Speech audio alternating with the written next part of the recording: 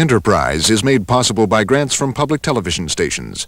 The Dun & Bradstreet Corporation, providing business and information services worldwide. Merrill Lynch, Pierce, Fenner & Smith Incorporated, a breed apart. Charles E. Culpeper Foundation and the Gates Foundation. A tough guy who knows how to make a tender chicken, Frank Perdue. Let's hear it.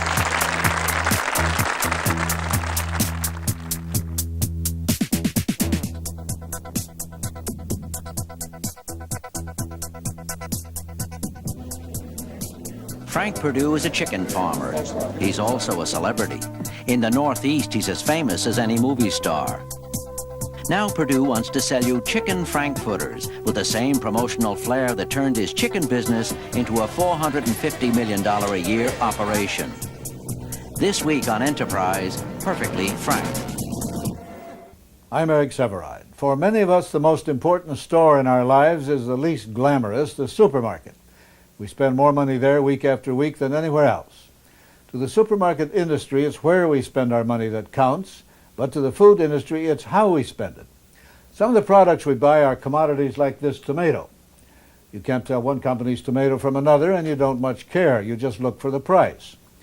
But that's not true of brand name products. We tend to look for our favorite brands when we shop, and we're often willing to spend more to get them.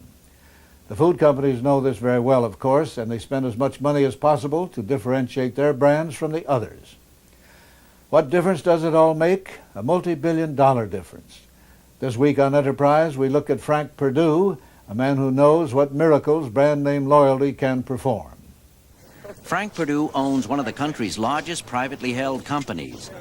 His personal fortune is estimated at $100 million, and he made it all selling chickens. He's in New York this spring morning to launch a new product, chicken frankfurters, with as much hoopla as his public relations team can muster.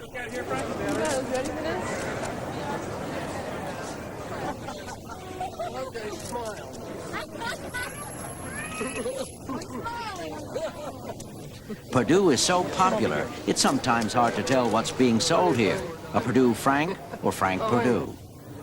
Okay, that's it. Frank, can you just sort of look at us and take a bite out of that? You have to look at us, Frank, while you're doing that. You seem to be a touch slower than usual. Oh, a lot slower than usual. Can't make any money this way, boy. You got to get the fish when they're up, don't you? Mustard? He's gonna like it, I guarantee you. You wish it. Or he's gonna get his money back. Why do you want a hot dog? Lunchtime, and I'm hungry. How about the price? Is that an attraction to you? I thought this was the line for the Perdue mask. In the next few months, Perdue must convince East Coast consumers not only to try his Franks, but also to buy 200,000 pounds a week. He'll try to do it the same way he sold his chickens, by convincing people his products are special, largely because he's special. In Salisbury, Maryland, the home of Perdue Farms, Frank Perdue has been working 70 hours a week for 40 years. Well, when I started with my dad, a tough job, but I guess when you grow up in that environment, you don't pay that much attention to the fact that you got to clean out chicken houses, dig cesspools, clean out cesspools, do all the things that are necessary to be done on the farm. Surely no room for any MBAs at that point in time. Mixed feed and a very crude old feed mixer. And we put it in 100-pound bags and we haul that around to our two farms that we had. We had about 2,000 hens, and we had a small hatchery, very small hatchery that would maybe hatch 20,000 chicks a week.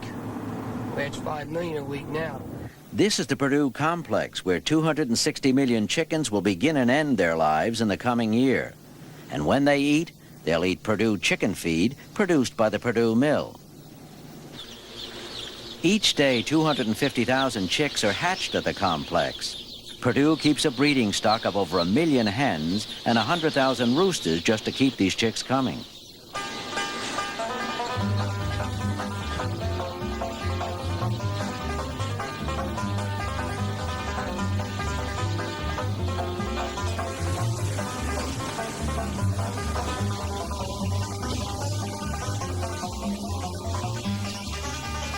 First, the chicks must be separated according to sex, so the breeding stock can be maintained. How do you tell a male from a female? By its feathers, but only if you know exactly where to look. A sexer can sort 1,000 chicks an hour with over 99% accuracy. After sexing, the chicks are debeaked. The tips of their beaks must be seared off to prevent them from pecking each other to death.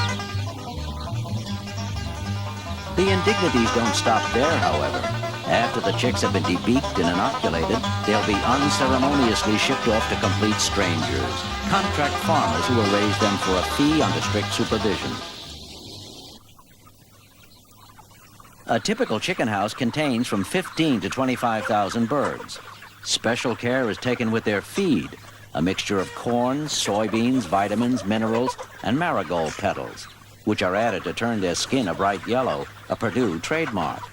But feed is expensive, so the chickens are bred to mature faster, so they'll eat less food, so they'll be more profitable. It takes around 11 weeks now to get a bird that weighs 7.5 to 7 3/4 pounds live. It used to take about 13 weeks to get that same weight. The feed conversion on, we worked very hard on that. The feed conversion on, we've gotten down from about 2.65 pounds of feed to make a pound of meat, and about 2.30 pounds of feed to make a pound of meat. That's remarkable progress from the standpoint of cost and getting the cost down to where you can sell the bird as reasonably as possible. Chickens that are deemed genetically superior will end up as breeding stock. Others won't be so lucky.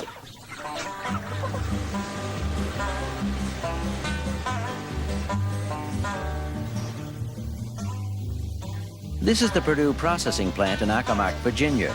It can process 35,000 birds an hour with great efficiency, killing them, plucking them, and then searing off the remaining feathers. This is really a disassembly plant. First, the chicken's heads and feet are removed, and then their innards. To make sure that one Perdue chicken is like the next, workers check for imperfections. Chickens that are misshapen, bruised, or not yellow enough are separated out and then cut into parts. Quality control is strict, keeping rejects at the retail level down to the minimum. With profits at only 1 to 2 cents a pound, every slice is important. To the unpracticed eye, of course, all chickens seem alike, which is why for countless centuries they were sold as a commodity. But that was before Frank Perdue took a chicken, fed it marigold petals, and married it to an ad campaign, thus creating an entirely new breed, the yellow-skinned, premium-priced, brand-name Perdue chicken. A chicken is what it eats, and my chickens eat better than people do. I store my own grain, I mix my own feed, and give my Perdue chickens nothing but pure well water to drink. That's why my chickens always have that healthy golden yellow color. If you want to eat as good as my chickens, you just have to eat my chickens. The New York advertising firm of Scally, McCabe, Sloves launched the enormously successful Perdue campaign in 1971. It meant a shower of awards and new clients for partners Sam Scally and Ed McCabe. For Frank Perdue, it meant a radical transformation of his business. One of the interesting things about, I guess, the whole Perdue campaign is how he even got to the point of deciding whether he should advertise or not, or advertise in general, because no one has ever advertised chickens before. They were a commodity, and the way the business ran is he had very little control over what he could charge for his product. After we'd been advertising for a while and we began to become successful, the competitors began to get the idea that maybe if they started advertising, they could be more successful too. So there were a lot of imitators. So we were looking for something that would make whatever they did not as important or as good as ours, because they couldn't copy Frank Perdue. Nobody gets near my chickens unless they wear this fancy get-up. This is not to protect people from my chickens. It's to protect my chickens from people. My competitors think I'm nuts to go through all this. But why do you suppose my chickens always have that healthy golden yellow color instead of that pale look? I'll tell you why. Clean living. Turning a chicken farmer into an actor wasn't all that easy. See for yourself how the chicken you buy stacks up against mine. My Perdue Barts have, what was it? Wait till you taste the one that doesn't. Wait till you taste the what the hell is it? Nunca compré un pollo hincho. Oh, Christ. I stand behind every leg I sell. Even though my oven stuffer roaster parts are Frank, you're back there nodding your head. Yet for all the mistakes, Perdue was perfect material. Each time McCabe and Scally visited Perdue Farms, they returned with a fresh anecdote. It was Ed, Frank, and myself, and we're driving by a plant in Accomack, Virginia. And he's in his Mercedes barreling down the road, and all of a sudden he hits the brakes, ba-dum, and he goes screeching to a halt. And he said, "Look at that." He keeps yelling at us, "Look at that." And we didn't know what the hell he's talking about. And he says, "The flag isn't down." And he goes charging out of the car. He goes up to the gate and in the plant, and he's demanding to find out who the guy is that was in charge of the flag that night. Got him out of bed. The guy came down, had to take the flag down while he waited to make sure it was done. And that was a little insight into the personality of the man, that every detail of what you do is important. You don't let anything slip through the crack. And once you start making a judgment on what is important and what isn't important, you might miss. So if you treat everything important, you don't make mistakes. Some would say Perdue is obsessed with detail. Here he greets dozens of retailers who have been busted to Salisbury to meet him.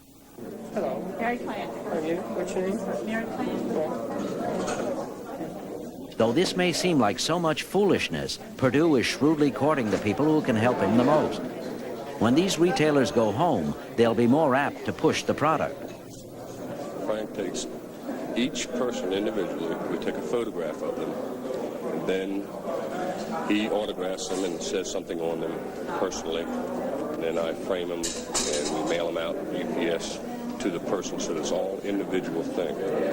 Thank you for the gin. And there's another detail Frank Perdue paid attention to. Scraps of chicken meat. Turned into animal feed, these scraps are worth about 10 cents a pound. But turned into a processed meat product, they're worth several times that. A processed meat like chicken frankfurters. Ron Graybow was hired in 1981 to develop the Perdue Frank. Several attempts had been made here before, but it was Graybow who, after 90 formulations, finally hit upon the mix of meat and spices that tested best with consumers. Now at this point we'll let it blend just a little bit to start that one bag of seasoning mixing. Then I come back in and add the salt portion of our... Then we come with 2 big bags that contains most of the seasoning. That has the real flavor part.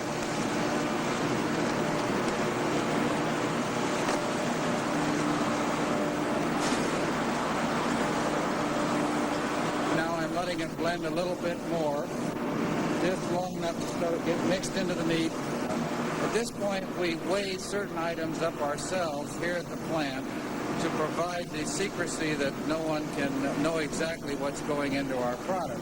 So we have just weighed these containers right here, and now we have those. Now we'll let the product blend for so many minutes, and then at that point we'll be discharging the meat out into the bins for shipment to the plant that manufactures the product for us. Graybow's formula is designed to make the product taste like meat or beef franks, not chicken, since meat and beef account for 85% of the market. Frank Perdue wants the odds firmly on his side. The food business is a very tough business in which to survive, so you've got to explore every facet that you can to make a profit. And we just felt that this was something that other people were doing profitably, and why shouldn't we? I mean, we had great consumer awareness as far as the consuming public. They believed that we produced a good chicken, which we do, and it just made sense that they would also believe that a chicken frank that we made would be as good or better than anybody else. Hot dogs, 25 cents. Only 25 cents for a hot dog? Once again, TV ads would be the keystone of Purdue's strategy. I'm making it easy A $2 million campaign was ready. Frank Perdue is a great property to have in your advertising, but he stands for chicken. And we wanted to develop a personality that would be unique for the hot dog, but would also be Purdue's. Chicken Franks. Free would be a lot easier. Perdue Chicken Franks cost less and have 25% less fat than regular hot dogs. All right, I'll bite. So? Tastes as good as a real hot dog. This kid has good taste and good looks. Try Frank's Franks. They're good in every way. So we developed a little Frank Perdue, who can take some of the spokesman weight away from Perdue, and it's very clear when you see this kid, as the campaign unfolds, that we're talking about hot dogs, Perdue chicken hot dogs, not Perdue chicken. In this next commercial, we have Frank Perdue in a park setting where there are kids playing baseball, and suddenly the camera discovers the same little kid from the last commercial, the Frank Perdue look-alike. Hey, kids, try these. My mother told me never to take hot dogs from a stranger. I'm not a stranger. Everybody knows me. I thought you were the chicken man. I am. That's a chicken hot dog you're not eating. Chicken hot dog? Yuck. Try it. The reason we did that is because that's a reaction a lot of people have. The concept of a chicken hot dog is not appetizing to many people. And Frank says, try it. Tastes like a normal hot dog. But they cost less, have a lot less fat, and no fillers. No feathers either. So we have Frank Perdue sort of passing the baton to our little guy here.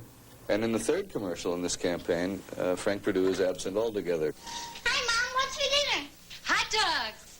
What kind of mother are you? You don't give a grown kid hot dogs for dinner. But these are different. These are Perdue Chicken Franks. They have more protein and less fat than ordinary hot dogs. I know, and they taste just as good as regular ones and cost less, too. The little boy carries the entire story. And we now have Frank Perdue as a spokesperson for Perdue hot dogs without having Frank Perdue. I still don't want any. Why not? I just had one with my friend Frank. But convincing consumers is only half the battle. Gene Buckley is Perdue's New England sales manager. Buckley's job is to convince wholesale distributors and retailers to stock the Franks. Well, we're going to do a lot of Bruce Neff is the deli buyer for Roach Brothers, a New England supermarket chain. Neff decides which Franks get in the store and which don't. There's only so much space in the deli case. I've had very little success with chicken Franks, and the only one I'm carrying right now, Gene, is Weaver. It's the one that's recognized by most of the consumers, and it is not a big item. Not a big item with us. You know, you're priced a lot higher than the competition out there on this product. Yes, but the reason for that is we have a much better product, and we're going after the meat and beef Frank business rather than the chicken Frank business. I question, in my mind, how you feel that you're going to convince the customer it isn't a chicken Frank. That's the only thing that's bothering me. Yeah, well, we're not going to try to convince them that it's not a chicken Frank. We're just playing it up that our product is as good as the best beef Frank, plus the protein value is higher in the Perdue Frank than it is in the beef Frank, less fat. Are you going to have any additional TV advertising? Yes, it'll keep Back on. it up. Yeah, it'll keep on for the whole month. Radio, newspaper. All right, Gene, I'll give you a shot on the new item. And if you make a believer out of me, I'll be a supporter of the product from now until the product doesn't support itself. Price. Roach Brothers, like most supermarkets, carries about 20 brands of Franks. Competition is fierce. There are a lot of brands, and we don't carry every one of them. In our particular area, we carry the ones that the customers are looking for. Our customers are very brand conscious. And who has better brand name awareness than Perdue Farms? I have pretty good feelings about Perdue Franks only because of his track record in advertising and doing just about everything right when it comes to advertising. And his commitment to his other products, I'm sure he's going to have the same commitment to Perdue Franks. In this case, commitment means making the rounds of radio shows. Interviews make Perdue uncomfortable, but he does them anyway because they're good for business. That was very nice. That was a magnificent entrance. Good afternoon, everyone, and welcome. It's time for our Yankee Kitchen program. Gus Saunders, your host from Copley's in the Copley Plaza Hotel in Boston. Here to have a little fun with food as usual every afternoon, Monday through Friday, from 2:05 until 4 o'clock. A very interesting guest will be with us, Mr. Frank Perdue. Now, what about this Frank Perdue image that we see so much? Frank Perdue in a swimming pool surrounded by beautiful girls. Frank Perdue in tuxedo, entertaining at home, taking a tray of gorgeous little Cornish hens out of the oven and all. Is this Frank Perdue, or is this the television Frank Perdue? Oh, I think that's the television Frank Perdue. Certainly in that swimming pool is the television Frank Perdue. I didn't think that was too good an idea. But I do think that there's some aid to the consumer by the owner of a company or the head of a company, chief executive officer, doing the advertising, because he has the power to see that the product is as good as he says. And I think he's pretty foolish if he doesn't see to it, when he's the guy up there being made ridiculous by his people. Ridiculous or not, Perdue's high profile has made him the food industry's biggest attraction. When a new store opens, he's often there, staying close to the retailers. Right now, we would like to introduce to you all the members of the Store 13 team. Here we go. Store manager and his assistant store manager, Richard Markowitz, and his daughter, Katie. Judy Potter, Hillary Werner. Yeah, I assume there's some Perdue chickens in here. Yes, sir. First position. On the first position. Well, that's good. You know what percentage of the case space you got? We got at least 35 to 40%. I see. Well. When Frank Perdue promotes the retailers promote him. There really are too many dignitaries here for me to introduce individually. But how can you not introduce a tough guy who knows how to make a tender chicken, Frank Perdue? Let's hear it. We're going to sell more chicken here this week than all the other supermarkets on the East Coast, I promise you that.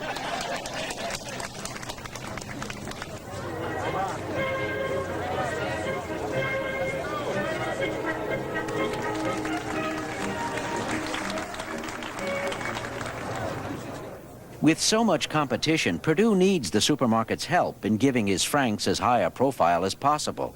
Wow.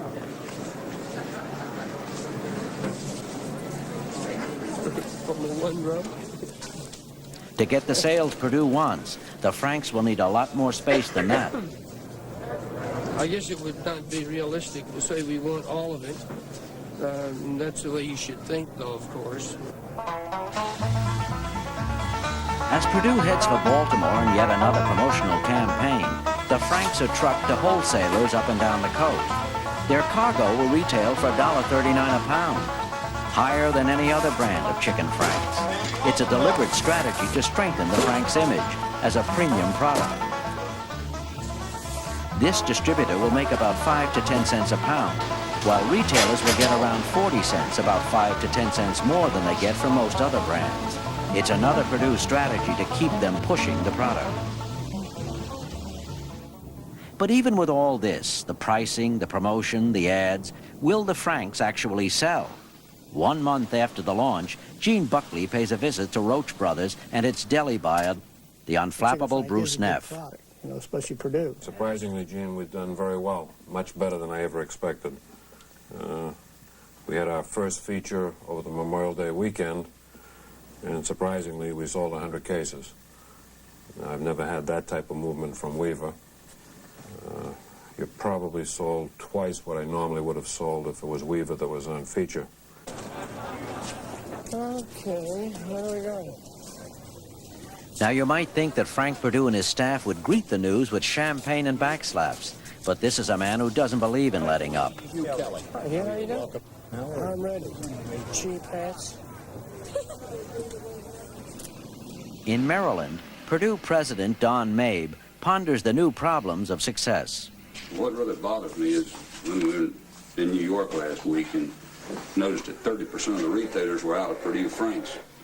And that's just not going to fly with the volume we want to sell. Also, another thing I noticed was that some Perdue Franks are being displayed next to the chicken. Yes. Which I feel is wrong. Yes. Because I don't think when people are looking for Franks, they're in the chicken section. By the end of the summer, Perdue sales are averaging more than 200,000 pounds a week, slightly better than projected. It has become the new leader in chicken franks, and 4 out of 5 consumers have heard of it. If anybody wants to buy a hot dog from Frank, line up down this way. Frank Perdue has always insisted that the Franks cover their costs in the first year, about $10 million, and it looks as if they'll make it. After that, a chance for expansion and healthy profits. If you had to ask, I'm not very professional. But is this a triumph for the product or the image of Frank Perdue? Or are they inseparable? Hey, Frank, you look better in person. These guys make you look worse on TV. Come on, give him a beer. In the public mind, Perdue is special, and so are his franks and chickens. They become the quintessential brand name product, easily recognizable and differentiated from all others. Hold the dogs up nice and high. Yeah. That's nice and high. Nice and high. Right over your head. Just like Frank Perdue.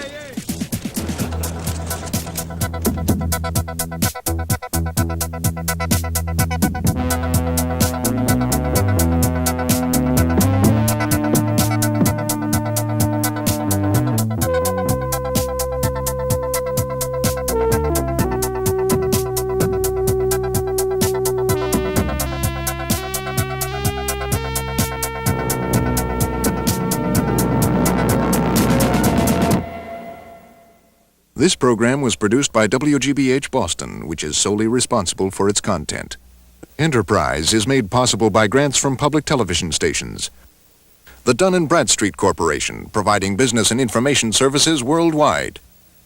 Merrill Lynch, Pierce, Fenner & Smith Incorporated, a breed apart. Charles E. Culpeper Foundation and the Gates Foundation.